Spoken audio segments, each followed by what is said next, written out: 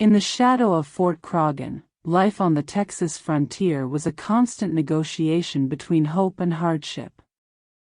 Will Banta had an encounter with the formidable chief Wildcat.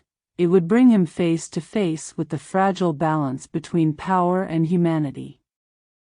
As the leaders on opposite sides of the divide grappled with survival, a test of courage and character unfolded. A test that would shape the lives of all who called the frontier home. This is a story of leadership, resilience, and the enduring fight to bridge the chasm of two worlds. The sun had barely risen when I saddled my horse, Buckshot, and set off toward Fort Croghan to report my interaction with Chief Wildcat. Major Henry Hopkins, Sibley, had instructed all citizens in the area to file reports of any sightings or communications with indigenous tribes. As I rode, my thoughts turned toward the fort, only 5 miles north of our cabin, and the weight of what lay ahead. Fort Croghan stood as a sentinel on the edge of the untamed frontier, a bastion of civilization carved into rugged wilderness. Established in 1849 near Hamilton Creek to ensure a supply of fresh water, it was built to protect settlers drawn by the promise of free and cheap land. Many who ventured here arrived from distant shores, only to find barren rangelands and a harsh existence requiring unyielding grit. The Comanche and Apache peoples, who once roamed these lands freely, grew restless as their hunting grounds diminished. Their spirits stirred into resistance. Commanded by men like Major Sibley and Captain Robert E. Lee, the fort housed not just soldiers but a glimpse of infrastructure. A hospital for the wounded, a blacksmith's forge for tools and weapons, and a lookout atop Post Mountain, watching over the wilderness. Fort Croghan embodied the reality of the frontier, a realm of hope, struggle, and survival, where every individual carried a story shaped by the land's challenges. As I approached, the fort buzzed with activity. Sentries scanned the horizon from the watchtower, soldiers drilled in the yard, and the echo of a bugle marked the rhythm of the day. I arrived just as the cook rang the dinner triangle.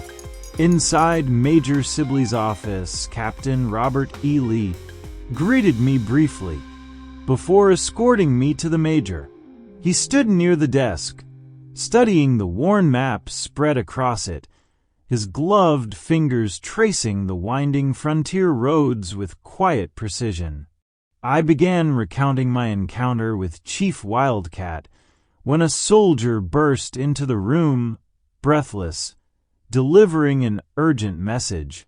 "Major Sibley, you'll want to come see this. Comanche riders just crested the ridge," Corporal Eli Whitaker reported, his voice firm despite the sheen of sweat on his brow. The air grew tense.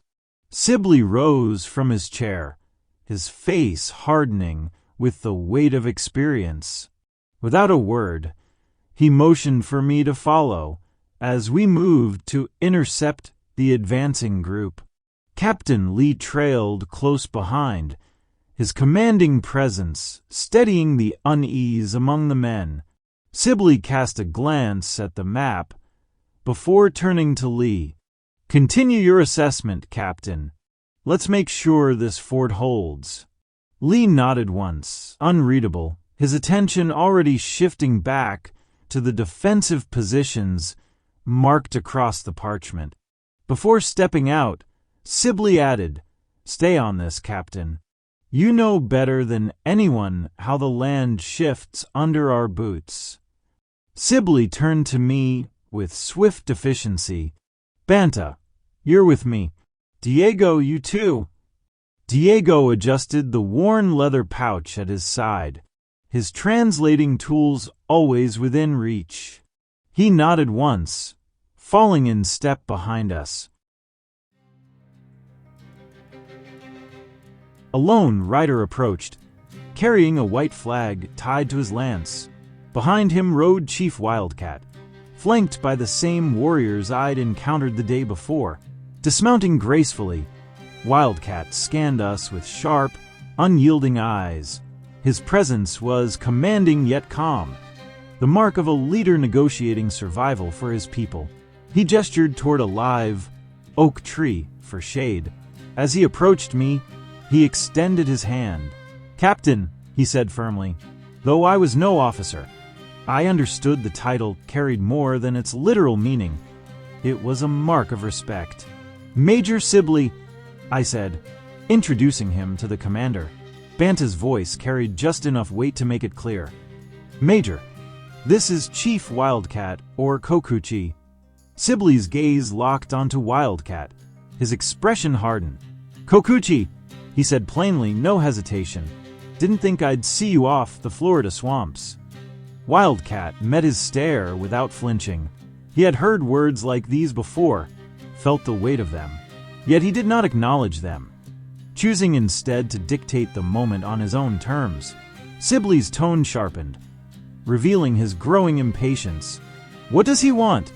he asked through Diego in a flippant tone. Diego asked, "Unha nu sua?" enunciating each word. Wildcat's gaze flicked between Sibley and me, his words measured as he spoke in Comanche. "Numu tutsane bueno." Comanche people walk far. "No buffalo. No game. My people hunger. 600 souls wait. You give provisions, we talk peace. You no give, we still hunger, but we no leave." Diego translated, but Sibley, missing the nuance of Wildcat's choice to speak Comanche, dismissed the plea outright. "Tell him he'll get nothing here." Wildcat squared his shoulders, his expression shifting to one of quiet determination. Through the interpreter, he replied, "We have come for it, and we will have it." Sibley stepped forward, his voice rising. "Tell him to take his men and leave, or we'll drive them off by force." Wildcat's reply came swift and sharp, his voice resonating in low, deliberate Comanche. "You are a coward. I could take 30 old squaws from my people and overrun your camp." The tension was palpable, like a storm on the verge of breaking. With a sharp exhale, Sibley spun on his heel and stalked back to the fort, his movements rigid with barely contained anger. He left Diego the interpreter, and me alone with Wildcat and 600 warriors. Wildcat turned to me, filling his tomahawk pipe. "We smoke. Maybe we fight-y this man. Me no fight you. If me fight-y this man, you go away. Me no hurt you." Before I could respond, Captain Robert E. Lee emerged from the fort. His deliberate, composed demeanor contrasted sharply with Sibley's departure. "Can you speak English?" Lee asked, his voice steady. Wildcat nodded. "Yes, me talk to you." "Do you want to fight?" Lee's question was pointed. Wildcat's voice carried weight as he replied, "Me no want fighty. Me want provisions. People hungry. No fighty you if me get provisions." Lee looked unconvinced and said again, "If you want to fight, say so. If not, say so." Wildcat looked bewildered and shook his head, emphasizing every word.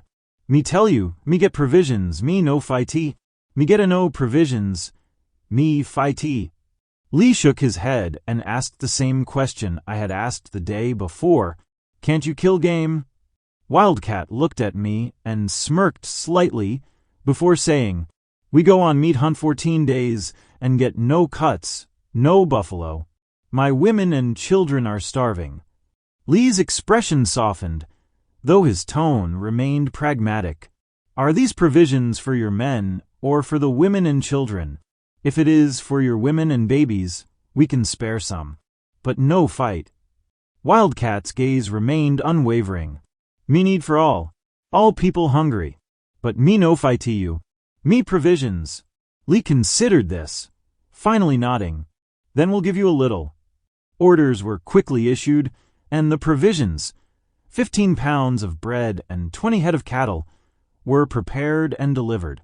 As I rode Buckshot slowly home, I paused to watch Wildcat's people drive the cattle back to their camp. Their movements were swift and efficient as they consumed bread, butchered cattle, and worked with precision shaped by necessity. The sight humbled me. I reflected on Sibley and Lee, two leaders with vastly different approaches. Where one demanded control, the other sought resolution.